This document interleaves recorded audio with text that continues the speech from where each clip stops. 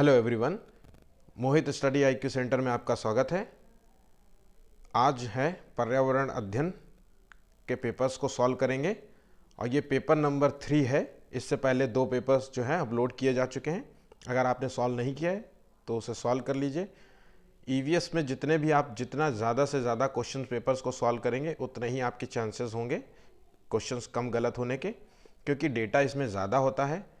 अन्य सब्जेक्ट्स की तरह नहीं है कि आप थोड़ा सा टॉपिक पढ़ लिया और आपने अपना पूरा सिलेबस कंप्लीट कर लिया। इसमें टॉपिक ज़्यादा हैं, डेटा ज़्यादा है, तथ्यों को ज़्यादा है, तो इसलिए ज़्यादा से ज़्यादा पेपर्स को सॉल्व करें। ठीक है, तो उसी श्रृंखला में ये तीसरा पेपर है। हर दिन आपको एक पेपर ज़रूर मिलेगा जब तक आपका पेपर नहीं हो जाता। तो ऐसे करके करीब करीब 70-80 पेपर हो जाएंगे। तो आप ज़रूर इसको देखिए, सॉल्व कीजिए और आपको कितने क्वेश्चंस आपके सही हुए उसको भी आप कमेंट बॉक्स में ज़रूर बताइएगा। ठीक है, चलिए शुरू करते हैं। प्लीज़ लाइक सब्सक्राइब ज़रूर करिएगा और अपने दोस्तों से भी शेयर करिए। चलिए, निम्नलिखित में से कौन पारिस्थितिक जो है तंत्र का उदाहरण है? सवाना, टुंड्रा, मरुस्थल या सभी?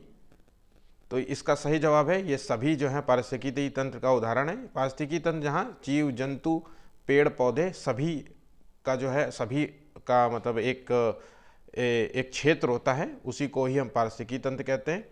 तो जो मरुस्थलीय क्षेत्र होता है यहाँ पे मरुस्थलीय वन पाए जाते हैं। टुंड्रा वन में जहाँ पे ये क्षेत्र होता है जहाँ पे बर्फ़ ज़्यादा होती है। ठीक है, ये सभी क्षेत्र। और सवाना जो जंगल होता है वो टुंड्रा के नीचे वाले हिस्से में होता है। ये भी बर्फीला क्षेत्र होता है लेकिन टुंड्रा से कम होता है। ठीक, नेक्स्ट क्वेश्चन। वर्ष 1984 में भोपाल गैस त्रासदी निम्न में से किस गैस के रिसाव के कारण हुई थी? बहुत इंपॉर्टेंट क्वेश्चन है ये। टाइम और त्रासदी और गैस का नाम ज़रूर याद रखिएगा, अक्सर क्वेश्चन पूछा जाता है। Methane, methyl isocyanate, nitrous oxide या कार्बन डाइऑक्साइड? इसका सही जवाब है मिथाइल आइसोसाइनेट। ठीक है, नेक्स्ट क्वेश्चन है, एक ही तरह की जो है फसल बार बार उगाने से, बहुत से रसायनों का उपयोग करने से जो है मृदा में क्या कमी हो जाती है, क्या कमी होती है, फ़ायदा होता है, क्या होता है? तो और उपजाऊ बन जाती है ज़मीन या बंजर हो जाती है, किसी विशेष फसल के लिए उपयोगी बन जाती है या सिंचाई के लिए उपयुक्त बन जाती है? तो जो फसल को जब बार बार हम उगाते हैं मिट्टी में तो उससे क्या होता है, ज़मीन जो है उसके सारे रासायनिक जो है तत्वों को खींच लेता है। ठीक है, पौधे खींच लेता है, तो इससे क्या होता है, ज़मीन जो है बंजर हो जाती है। इसका सही जवाब है बी नंबर। इसलिए हमेशा फसल चक्र को अपनाने की सलाह दी जाती है। फसल चक्र का मतलब है कि फसलों का क्रम से बाय क्रम जो है उसका उत्पादन करना चाहिए। जैसे कि मान लीजिए कि गेहूं की फसल करने से अगर कोई तत्व की कमी हुई है, जैसे नाइट्रोजन की कमी हो गई है, तो दलहनी फसलों को उगा करके जो है ज़मीन में जो है मिट्टी में नाइट्रोजन की पूर्ति की जा सकती है। ठीक, नेक्स्ट क्वेश्चन। निम्नलिखित में से किस मिट्टी का जो विस्तार है भारत में सर्वाधिक क्षेत्र पर हुआ है?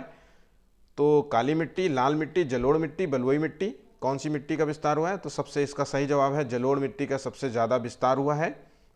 ये उपजाऊ एक मिट्टी है और नम क्षेत्रों में नदी के घाटियों के आसपास पाई जाने वाली मिट्टी है। इसमें आमतौर पे जो क्या होता है कि सभी प्रकार की फसलें उगाई जाती हैं, गेहूँ, दलहन, कपास, गन्ना, ये सब प्रमुख है।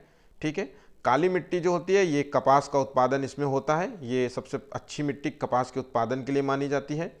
और लाल मिट्टी का प्रयोग जो है वो ईंट बनाने में और भी मोटी फसलों को उगाने में किया जाता है। ठीक, नेक्स्ट क्वेश्चन। एगमार्क जो है उसका संबंध किस चीज़ से है? गुणवत्ता से है कि पैकेजिंग से है कि संसाधन से है कि उत्पादन से है? सरकार जो अब जब आप कोई प्रोडक्ट खरीदते हैं तो उसमें ना एक मार्क बना रहता है। आमतौर पे जैसे ग्रीन मार्क बना होता है तो वो वेजिटेरियन का साइन होता है, रेड बना होता है तो वो नॉनवेज का साइन होता है। इसी तरीके से एक एग मार्क का साइन होता है। ठीक है, वो किससे संबंधित है? तो वो गुणवत्ता से संबंधित है। वो टेस्टिंग से पास, लैब में पास किया हुआ टेस्ट होता है। गवर्नमेंट की जो एक नियम होते हैं उसको फुलफिल करके ये बनाए जाते हैं। ठीक है, भारत में किस भाग में जो है स्थानांतरी जो है कृषि को झूम कृषि के नाम से जाना जाता है? पश्चिमोत्तर जो क्षेत्र में, दक्षिण क्षेत्र में और पूर्वोत्तर क्षेत्र में कि उत्तर क्षेत्र में? तो जो इसका सही जवाब पूर्वोत्तर क्षेत्र में जो है झूम कृषि होती है। इसमें क्या होता है, आज व्यक्ति जो है कृषि करता है और फिर जब फसल कट जाती है तो फिर वो व्यक्ति अगली जगह कहीं कृषि करने लग जाते हैं।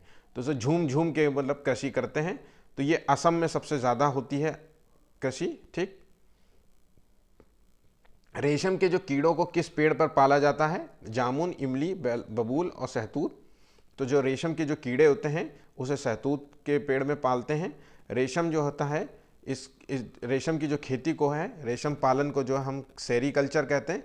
और रेशम जो है एक तरीके से जो रेशम का जो उत्पादन होता है वो एक प्रोटीन की तरह होता है।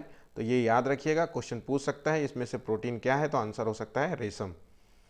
निम्नलिखित में से किससे कुनैन नामक दवा बनाई जाती है? कौन सा ऐसी प्लांट है, पेड़ है?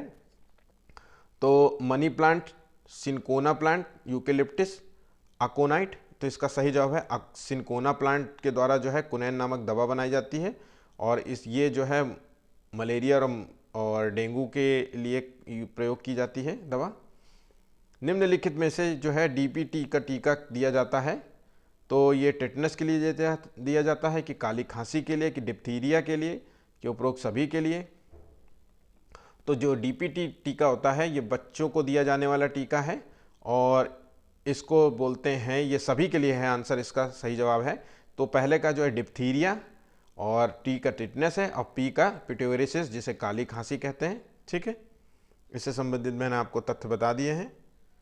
नेक्स्ट क्वेश्चन, टैपियोका जो है वो कहाँ पाया जाता है? केरल, महाराष्ट्र, मध्य प्रदेश और गुजरात।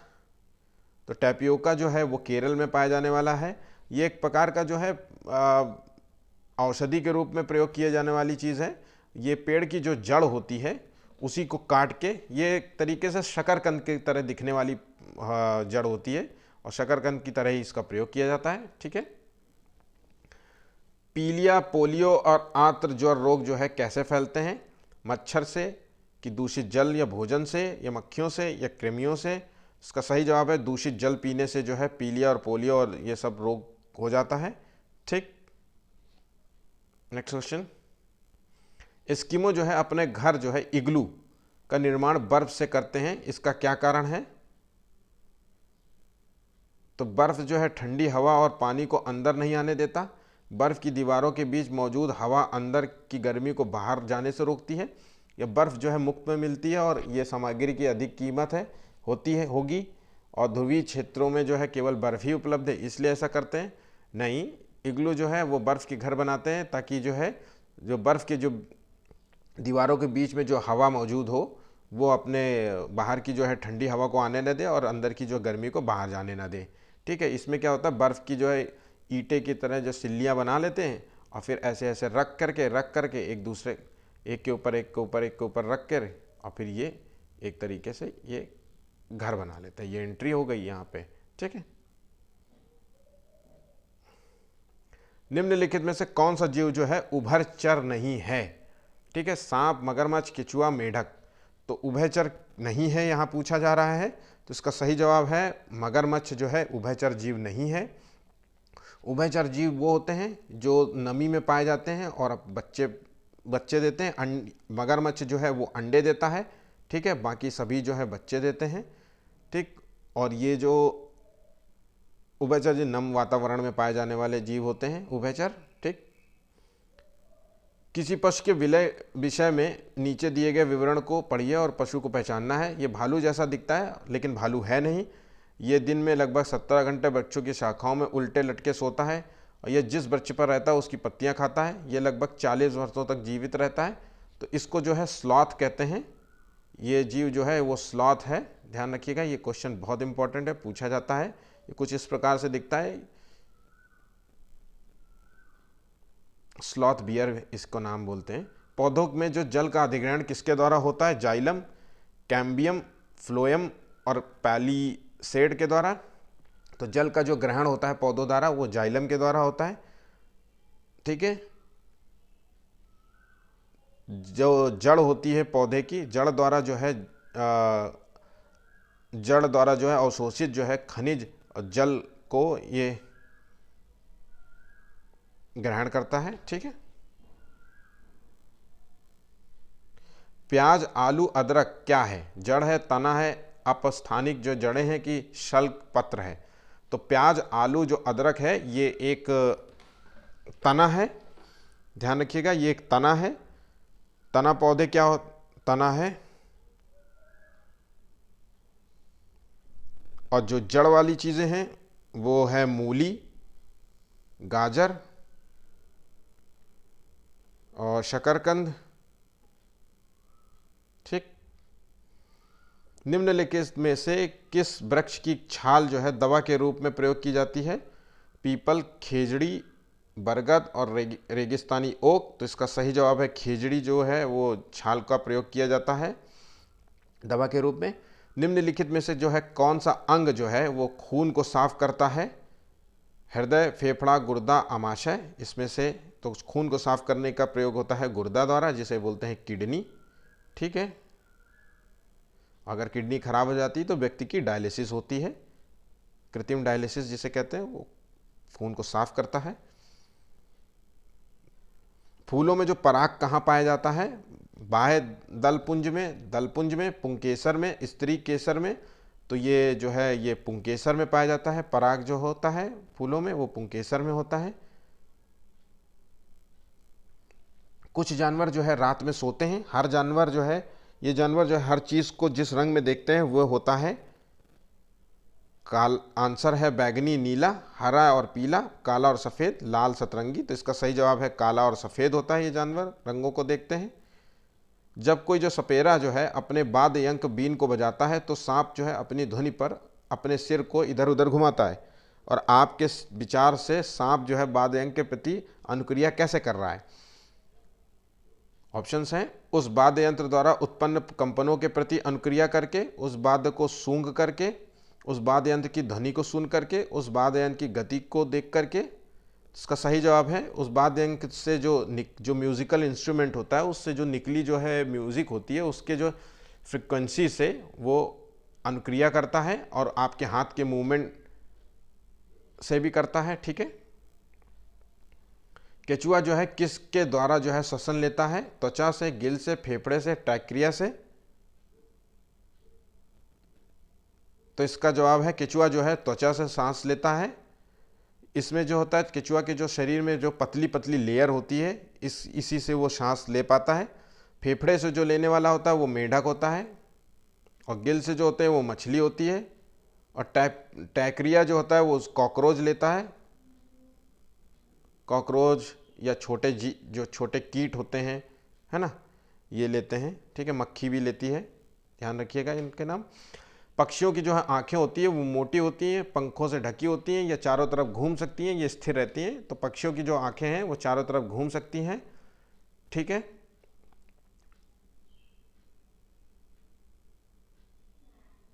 इसी तरीके से जो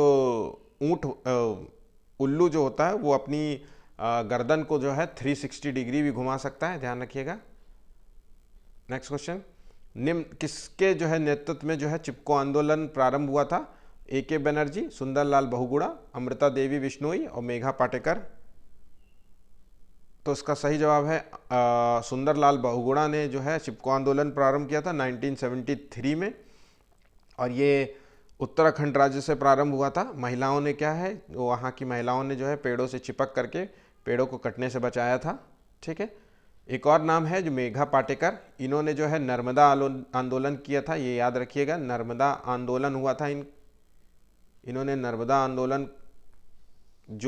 आंदोलन जो हुआ था 1989 में। ठीक।